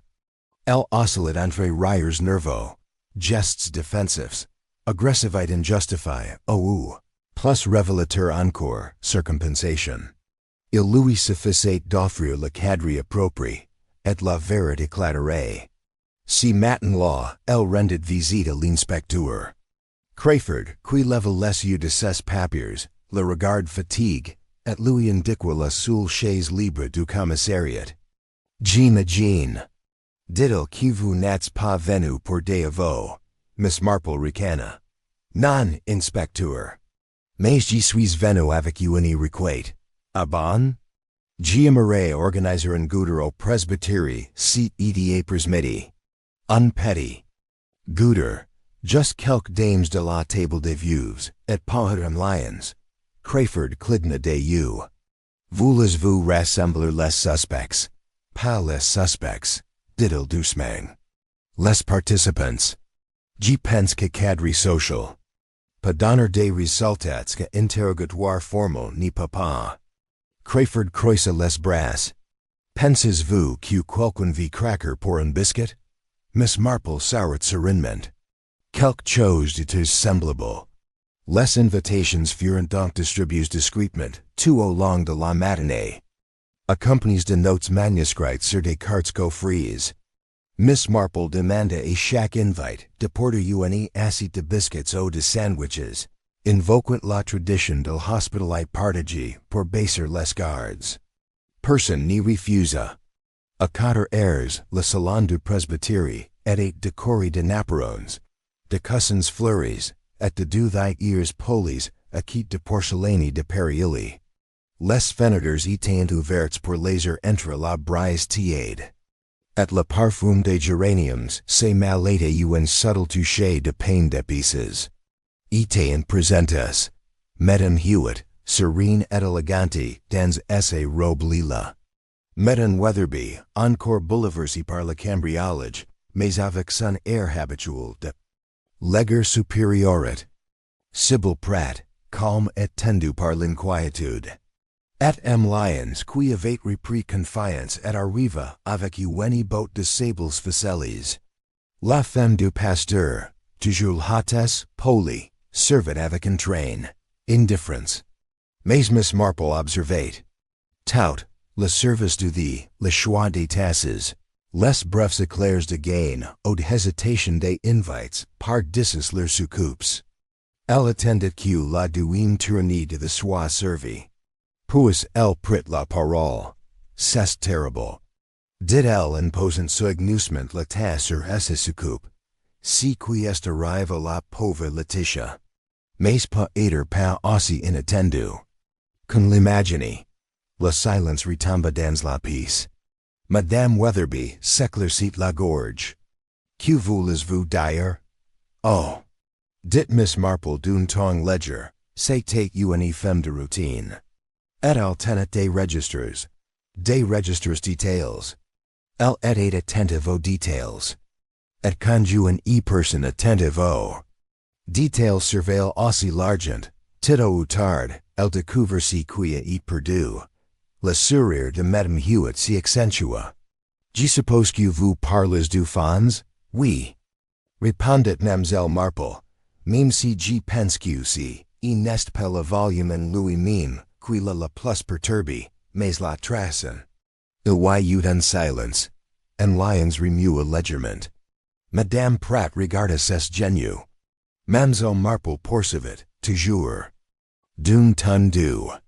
Bien sûr, je ne pense pas qu'elle ait eu l'intention de rendre l'affaire publique immédiatement. Elle aurait préféré une résolution discrète. Elle a même écrit une lettre, vous savez, d'où, en fait, des copies. Jen. Et lu une. Madame Weatherby laissa a capper un petit cri de surprise. Madame Hewitt put ses tasses d'une main ferme, mais n'y but pas. J'y pense. Dit Mademoiselle Marple, laisse you fixes sur elle. Que celui qui a retire cette lettre de votre bureau, Madame Weatherby, ni l'a pas fait parce qu'elle contenait un nom, mais parce qu'elle considérait d'autres personnes, ayant quitté attentivement sur certaines années. Certaines transactions. Madame Hewitt rit d'un rire bref et cassant. Vous ne voulez screment pas insinuer, et quiquant dans cette pièce que, j'avais des raisons d'avoir peur d'un vieux carnet de ricas. Oh, je n'ai pas peur. Dit. Mademoiselle Marple, soumant de l'inquiétude. Voyez-vous, les événements de 1947 et 1952 furent des années particulièrement prospères. Mais les dépenses présentées par la suite ne correspondaient pas tout à fait aux provisions. Il y avait des coups gonfles. Subtilement, certes. Mais suffisamment évidence pour quelqu'un qui y prête attention. Madame Weatherby, essay. Décharge, parut sincèrement surprise. Vous dites. Je dis, dit doucement Miss Marple, qu'il ne faudrait pas beaucoup de chiffres falsifiés. Repeats discrètement, pour amasser une somme considerable. Surtout si la personne chargée de classer les ricas était au-dessus de tout soupçon. Le visage de Madame Hewitt resta calme, mais une certaine rigidité s'était installée dans son attitude. Elle reposa lentement à sa tasse. Et le poison? Demanda-t-elle. Une erreur de chiffres n'y prouve pas un meurtre. Non, bien sûr, répondit Miss Marple. Mais le mobile est rarement pleinement développé, il not. Parfois. Du désespoir. Parfois de la peur d'être découverte. Parfois de l'orgueil, ou du ressentiment. J'ai constate qu'il s'agit rarement d'une seule chose. Madame Pratt se leva brusquement. Je suis désolé. J'ai besoin d'une pause. M. Lyon se leva poliment en partant, mais cessus se plissirant. Miss Marple. Dit-il prudemment. Pensez-vous que la personne qui a falsifié ces registres est aussi celle qui a tué Madame Blackwood? J'y pense. Répondit-elle. Que ce qui vous entendu la coupe empoisonnée ne l'ont pas fait dans un moment de colère, mais après une profonde réflexion. Et je pense qu'il avait des raisons de croire que Laetitia les trahirait. Peut-être ont-ils aussi reçu un avertissement. Elle regarda son sac à main. Voyez-vous, la lettre n'était pas le seul exemplaire. Laetitia a les un autre indice. Et je l'ai. C'était un mensonge. Mais c'était une décision bien calculée. Et qu'un marche. La main de Medenham bougia légèrement. Un tremblement, à peine visible, mais pour Miss Marple, il était aussi fort que le tonnerre. Et sa voix, lorsqu'elle parla, était basse et froide. Vous jouez un jeu dangereux, Miss Marple. Miss Marple soured. Non. Ma chère, j'ai observé simplement la nature humaine. Il y eut un silence. Puis Madame Hewitt se leva. Listen à sa robe avec retenue et dignité. Je crois que j'ai assez bu de pour cet après-midi. Elle quitta la pièce sans un mot. Miss Marple se tourna vers Crayford, assis tranquillement dans la pièce voisine, écoutant par la porte ouverte. Il se leva, hocha la tête. La suivit, Miss Marple baissa les yeux sur son qui refroidissait. La partie était jo, et la masque avait brise. Pas complètement, mais suffisamment. La bonne fille avait tire. Si n'était plus qu'une question de temps avant que la vérité éclate, Le lendemain matin, le temps d'état gris. Un brun frich s'était infiltré sur chipping greystone pendant la nuit. Adoucissant les contours des toits et brillant. Les highs. C'était le genre de temps qui incite les gens et boutonneurs leurs calls, et à marcher plus vite dans les ruelles, impatience de renter. Le village était plus calme que d'habitude, comme si retenait lui aussi son souffle. Et 30 précises, l'inspecteur Crayford arriva au presbytéry. Il apportait avec lui un petit dossier, une détermination raffinée et l'impression indéniable d'un homme qui savait désormais ce qu'il devait faire. Miss Marple l'attendait dans le salon, assise près de la fenêtre avec ses broderies. Il leva. Les entrant, marquant une pause au milieu de son point. J'imagine. Dit-il doucement. Humid même n'a pas bien dormi. Crayford soupira en tentant son chapeau. On peut le dire. Elle appelle le poste après l'aube. Elle demande parler en prive. Elle dit qu'elle était disposée à éclaircir certaines choses. Ce qui, comme vous pouvez l'imaginer, n'est pas une expression courante dans une affaire de meurtre. Mademoiselle Marple esquissa un léger sourire. Je suppose qu'elle est. Commence par nier. Oui, elle a fait. Confirma Crayford. Puis elle a continué ses plaindre. Elle vous accuse de manipulation et a dit que vous aviez pige votre goûter. Et porting, elle est restée jusqu'à la fin. Dit doucement Mademoiselle Marple en retournant à sa broderie. Elle voulait voir ce que vous saviez. Aussi qu'elle pouvait prouver. Crayford s'assit en face d'elle, les bras croisés. Elle avait raison dès qu'elle mentionne la tasse. Celle qui était ébréchée. Finalement, elle admit avoir les secourir et quitte de la place. Habituel de Madame Blackwood. Il est dit que c'était la coutume, rien de plus. Mais c'était trop délibéré, Miss Marple, trop calcul. Il a aussi déplacé le secourir, ajouta Miss Marple, celui qui était en poison. Un compose difficile à tracer, mais efficace à bon dosage, silencieux, presque élégant. Et il s'assure qu'il était quitte de Laetitia. Crayford se pencha en avant. Elle prétend qu'elle n'avait pas l'intention de la tuer. Il est dit qu'il espérait que Laetitia tiendrait compte de l'avertissement et garderait le silence sur les divergences. Il a dit qu'il voulait l'effrayer. Miss Marple secoua légèrement la tête. Ah, le langage de la justification. Ce qui tient pour ses prodigues, c'est persuadant souvent que cela n'était pas prévu. Mais je pense qu'elle le savait, au fond d'elle-même. Elle avait calculé trop longtemps à l'avance pour n'y pas le faire. Le silence régna alors, seulement rompu par le tic-tac de la petite horloge en latent sur la cheminée. Elle a vu, dit Crayford pour conclure. Après un long silence, elle me raconte qu'elle rectifiait discrètement ses riques depuis plus de 10 ans. Pas vraiment par cupidité. Elle m'a dit que tout avait commencé par de petites choses, des remboursements qu'elle estimait. Mérits. Des airs de travail que personne n'y reconnaissait. Des formalités administratives que personne n'appréciait. Mademoiselle Marple hocha lentement la tête. C'est toujours pareil au début. Un livre par ci, 5 livres par là. Des efforts passés inapperçus concroit mériteur. C'est si facile à justifier. Jusqu'à ce que soudain, si n'y soit plus une question de justice mais de droit. Elle m'a dit. Dit Crayford en ouvrant le dossier, que lorsque Laetitia la confronté en prive la semaine dernière, elle la supplie de reconsidérer sa décision. Elle a dit que cela détruirait tout ce qu'elle avait construit ensemble. Et sa réputation. La confiance de la communauté. Et Laetitia y refuse, dit Mademoiselle Marple. Elle n'avait pas le choix. Elle était méticuleuse. Mais plus qu'un, elle privilégiait l'honnêteté et l'amitié.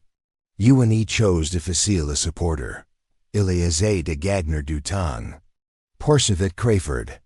Il est dit qu'il y réfléchirate. Mais Laetitia a alors mention qu'elle avait copié ses notes et qu'elle comptait parler au bureau de l'avac, après le déjeuner dans le jardin. Fella la condamne. Mademoiselle Marple soupira, et ainsi commenceront les derniers préparatifs. Crayford dépota le dossier. Il prétendait avoir trouvé le compose dans les vieilles affaires de son défunt mari. Un produit utilis pour lutter contre les nuisibles. Elle a fait des expériences. Elle a constaté qu'une petite quantité dans un sucrerie passait. In a perc, surtout parmi le veuve, le lait et les tranches de citron. Elle s'était même entraînée des semaines auparavant. À la maison, le visage de Mademoiselle Marple resta impassible. Pour 6 jours-là, elle a servi le veuve. Elle a fait passer la bonne tasse. Elle regarde Laetitia ajouter le sucre. Et elle n'a rien dit en buvant. Elle a dit qu'elle l'avait regret immédiatement. Mademoiselle Marple hocha la tête. Bien sûr qu'elle la regrette. C'est toujours le cas. Mais le regret est une réaction. Pas une prévention. Crayford se leva et s'approcha de la fenêtre, le temps plus calme. Nous procéderons à l'arrestation cet après midi. Il accepte d'être admis sans incident. Il est demandé que Thala se fasse discrètement, pas de scaine, pas de menaces. Sur la place du village, vous conserverez votre dignité. Dit Miss Marple d'une voix calme, mais pas votre innocence. Crayford se retourna. Et les lettres? Emlins a dit qu'il avait toujours son exemplaire. Je l'ai maintenant. Dit Miss Marple. Elle est insécurite. Elle confirme le schème observé par Laetitia, les années, les sommes. De quoi mettre toute l'affaire hors de tout doute. Crayford la regarda avec une admiration sincère. J'ai travaillé sur une douzaine d'affaires villageoises, Miss Marple. Aucun comme celle-ci. Vous voyez tant de choses et dites si peu. Je ne sais pas comment vous faites. Miss Marple sourit modestement. Oh, j'ai vécu longtemps, inspecteur. Et on apprend des choses. Des petites habitudes. Des réactions. L'expression des gens qu'on en ment, au père. Qu'on en pense avoir. Raison. La nature humaine est comme la broderie, vous savez. On part du même fil, mais le motif change selon l'endroit où l'on brode. Plus tard dans la journée, l'arrestation eut lieu. Discrètement, sans chichis. Madame Hewitt fut arrêtée comme elle. La veille demande, pas d'histoire, ni de cortège.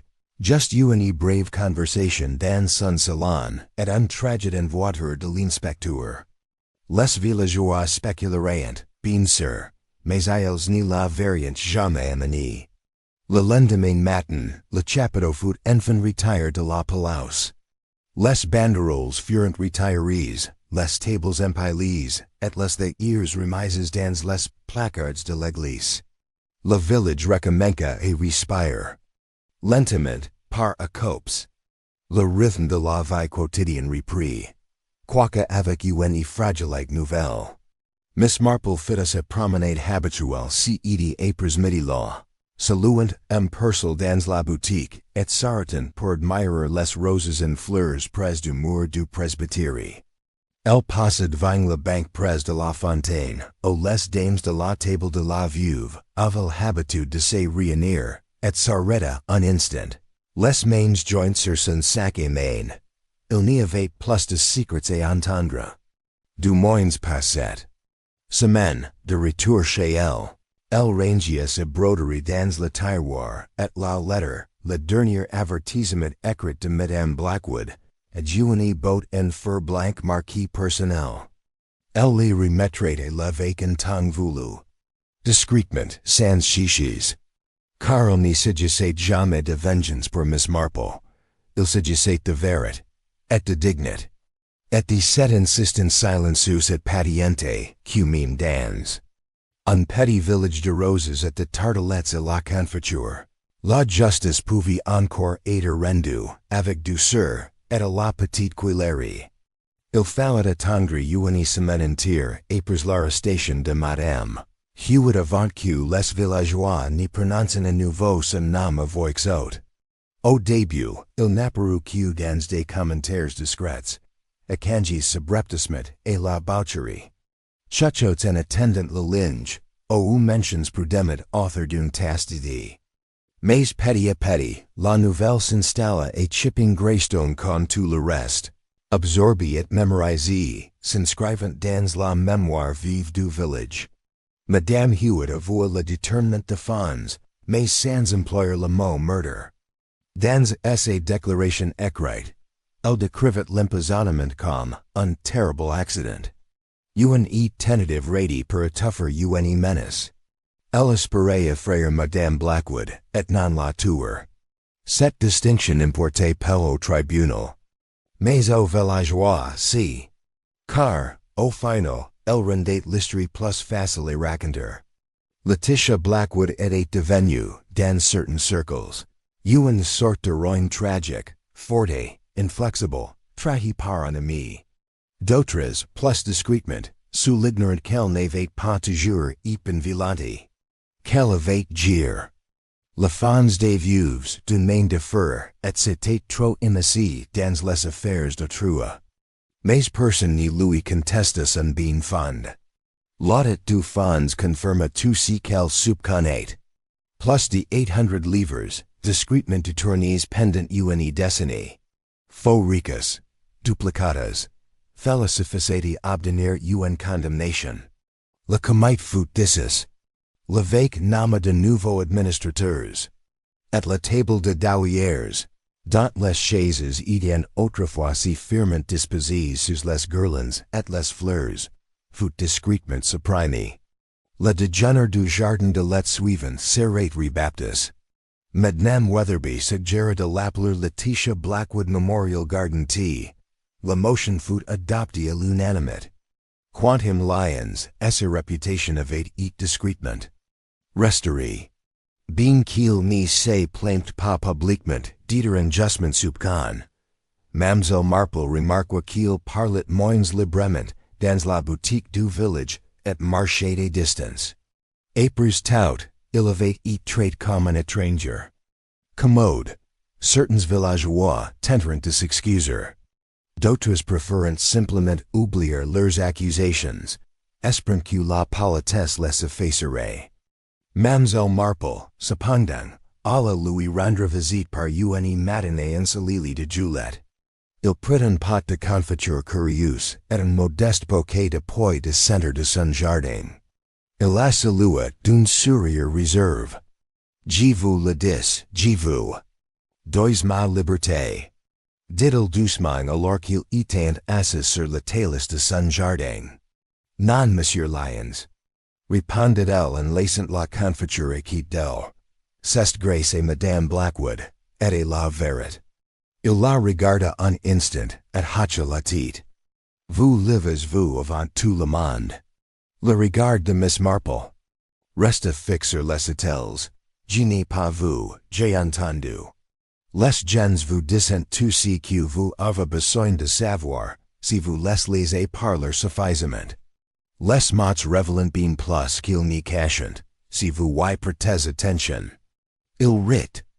Et vous portez toujours de la confiture quand vous rendez visite à quelqu'un que vous avez innocenti. Il rit doucement. Seulement quand elle est bouclée.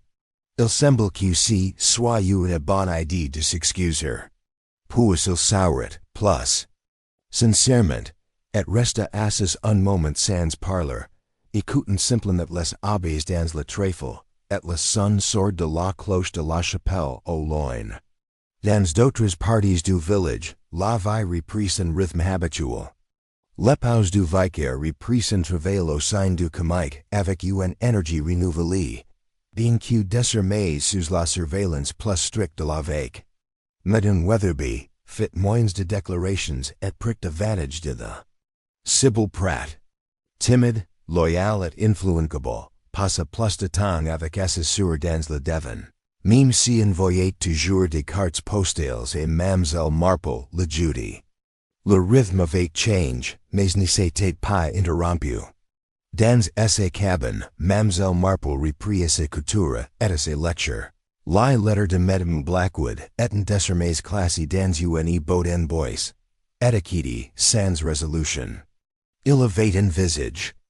De la détruire, mais il décida finalement que jour, il pourrait servir d'avertissement et quelqu'un d'autre. Un rappel de la facilité avec laquelle les mots silencieux deviennent en bruyance. Comment une chose aussi simple que sucre pouvait faire pencher la balance entre le bien et la ruine. J'y pense souvent à Medenham Heath. Il n'y avait pas eu de prox, seulement une détention préventive et une caution, suivies d'une période d'attente. Cette femme avait été admirée, et même appréciée, en ville. Efficace, serene, généreuse de son temps et de ses recettes.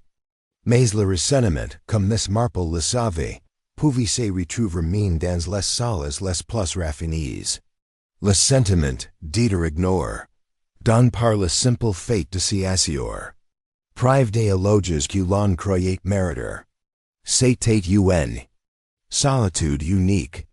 Celle qui rendait les gens pauvres peu imprudents. Le meurtre n'était pas ni de la colère, pensa Miss Marple, mais de la peur. Père d'être de masque. Père de la honte. Père, piter, de devenir invisible et prestant d'années passées et maintenir l'unité du pupil avec leurs invitations bien rédigées, et leurs interminables prox-verbaux du comite. Miss Marple ne la détestait pas. Je ne l'avais jamais. Fate, elle les comprenait. C'est ce qui, en fin de compte, a résolu l'affaire.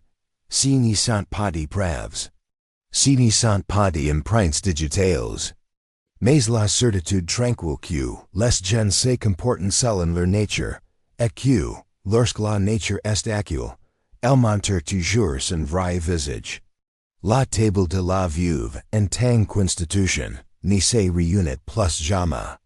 Ses membres survivants commenceront à se réunir de temps à autre, par deux, pour boire du dia, ou faire de courtes promenades, mais jamais en groupe formal.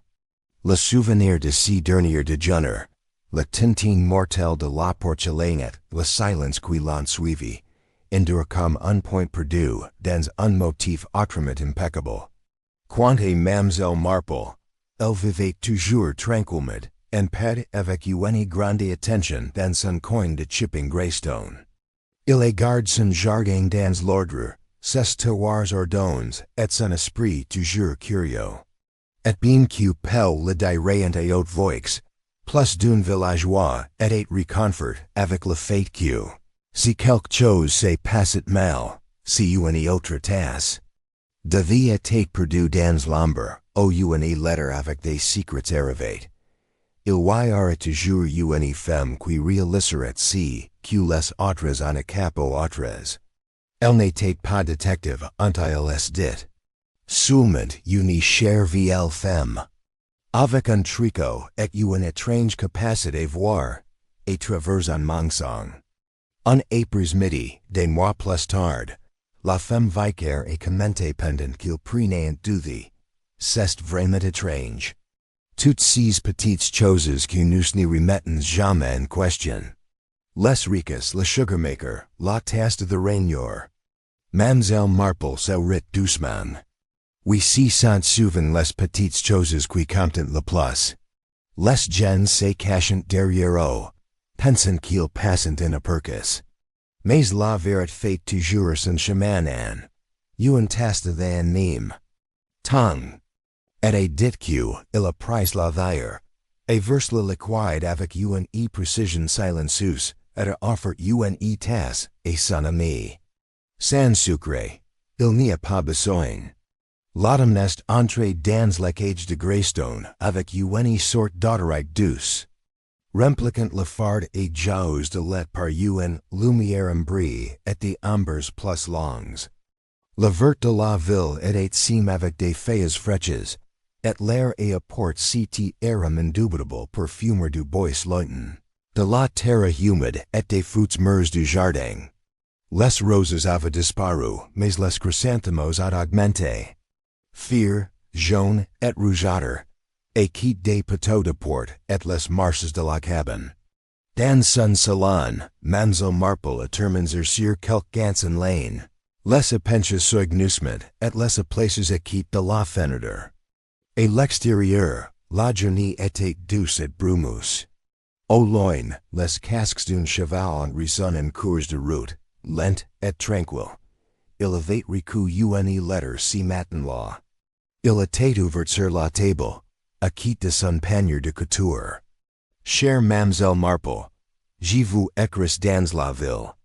Ayelles en it situes avec un cousin d'Edward au public. C'est étrange d'être si loin de la ville. J'espère que vous me répondez. Je voulais juste que vous sachiez que j'ai lu la lettre de Madame Blackwood, la copie que vous avez livrée à l'inspecteur. Je ne l'avais pas vu jusqu'à présent. Je suppose que je n'aurai jamais de la voir. Et pourtant, je suis content de l'avoir fait. Il y a de la honte, et la douleur. Mais aussi une sorte de clarté. Je ne savais pas jusqu'où je suis venu. Jusqu'à ce que j'ai vu ces mots en noir et blanc. Il avait raison. Dans tous les sens. Traiter, Agatha Hewitt Mademoiselle Marple le lut du fois. Il a ensuite plié le papier soigneusement. La garde dans ses bottes letters et a ajouté un brin de romarin presse entre les pages. Il est resté immobile, les mains croisées sur les genoux. Si n'est pas le pardon qui l'a ému au lit triomphe. Seulement cette douleur ancienne et persistante de voir vous. Quelqu'un se rendre aux séductions silencieuses de l'amertume et de la fierté. Mademoiselle Marple n'avait jamais cru que le mal avait étonnance avec des bombes et des plantes. Il n'a pas parcouru des villages avec des couches noirs, ou des poignards doux sous la pleine lune. La plupart du temps, il s'est faufilé. Par la jalousie oubliée, enracinée et la conviction, silencieux que quelque chose qui ne s'était jamais produit et dit. Il s'est levé. Et pris son manteau et est sorti dans l'air frais. En passant par le centre de la ville, il remarque. Les changements qui avaient commencé à s'installer comme de la poussière après une longue marche. Le jardin devant l'église avait replanté. Une nouvelle ampule de narcisses, fixée par la nièce du vicaire, qui avait maintenant une sérieux. Qu'il n'avait pas auparavant. Le fonds caritatif n'avait pas complètement disparu, mais avait été livré à la supervision de l'AVAC. Nouveaux livres comptables, nouvelles signatures, nouvelles règles. Moyens avaient maintenu son magasin ouvert, mais avaient maintenant offert de petites discussions sur l'histoire communautaire tous les jeudis. Maintenant, il y avait moins de monteurs dans la vitrine, plus de livres et de vieilles photographies. Essai voix c'était déduit, mais il n'y s'était pas éteint. Madame Weatherby, quant à elle, avait commencé à passer plus de temps à ses roses. Et à parler des affaires de ses voisins. Ce n'était pas précisément le regret. C'était peut-être un changement d'énergie, comme tel s'est produit lorsque le vent change. Dans la boutique de fruits, Sybil Pratt soured un peu plus souvent. Ses mains ni tremblaient plus quand il parlait. Et quand il mentionne la table de la veuve, il l'a fait avec une certaine distance, comme si c'était une histoire de la vie d'une autre personne. Le pupil lui-même n'avait pas changé. En fait non. Les cabines se tenaient toujours sous leurs toits de pale, et la cloche elle-même sonnait tous les dimanches. Le boucher a continué à envelopper les colas sur du papier lumineux, et Madame Appleby a continué à insister pour que les fantômes vivient près de l'ouest. Mais quelque chose s'était penché, bien que subtilement. Une sorte de conscience. A maintenant visite les veins du pupil. Ces choses terribles pourraient arriver. Même l'obus, surtout ici. Mademoiselle Marple est rentrée chez elle pendant que le soleil se tenait derrière les collines. Il est les sun panier sur la table, et enlève ses gants et s'est assis à quitte du feu avec un petit livre de poésie. Mais il n'y l'a pas lu, pas encore. Au lieu de cela pensa-t-il. Pas sur le crime lui-même, d'un que les détails reposaient toujours dans leur esprit, clairs et complets. Il pensait, en revanche, la fréquence avec laquelle la tragédie s'est développée dans un champ enrichi par le silence. Madame Hewitt n'avait pas été monstrueuse. Il avait été fière, méprise, et ignorait une femme qui croyait qu'elle était nécessaire mais pas appréciée, qui sentait que le monde lui devait un peu plus qu'elle ne lui a donné. Tout avait commencé avec une décompensation. Une petite facture à modifier ici, un recours à change la bus. Mais une fois la mensonge enracé dans l'intrigue de ses jours, il avait appris à vivre avec elle. Esquassi que quoiqu'une menace de la demeure. Laetitia Blackwood possédait de nombreuses qualités, precision, entêtement et un jugement aigu qui ne générant généralement pas d'amis. Mais il avait également un engagement ferme dans la vérité. Et cela lui avait tout coûté. Mademoiselle Marple croyait, sans aucun doute, que Laetitia savait si que sa confrontation avec Agatha Hewitt pourrait lui coûter. Mais encore, a-t-il insisté, toutes les batailles ne se sont pas terminées par des applaudissements. Plus tard dans la soirée, Mademoiselle Marple a écrit une brave note au secrétaire de la VAC, joignant une copie de la lettre de Madame Blackwood et recommandant que les nouvelles fétices ayant un accès complet aux anciens registres du comité. Il comprenait une suggestion subtle de transparence, non pas comme punition, mais comme protection. Le lendemain matin, quand je suis sorti pour récupérer le courrier, il le trouve en colis qui l'attendait. Petit, soigneusement enveloppe, dans du papier brun et attaché avec une ficelle bleue. Sans expéditeur. À l'intérieur, il y avait une délicate tasse de thé, porcelaine blanche, bordée par de l'or pâle, non de crive. Parfait et indécis une carte, pour la nouvelle table. Si jamais vous décidez d'être un nouveau héberge. Un ami Miss Marple sourit. Il lève la tasse, le soigneusement place sur l'étagère, et a repris sa journée. Le mystère était terminé. La justice, à sa manière discrète, avait été faite. Mais comme toujours, la vie de Chipping Greystone et continue avec ses routines silencieuses, ses conversations complexes, et leurs secrets chicotaillants sous le tintinio de tasses et de Mademoiselle Marple, toujours attentive, toujours gentile est. Retournée à son travail. Et quelque part, entre le sucre et la haie de roses, les gens exiliants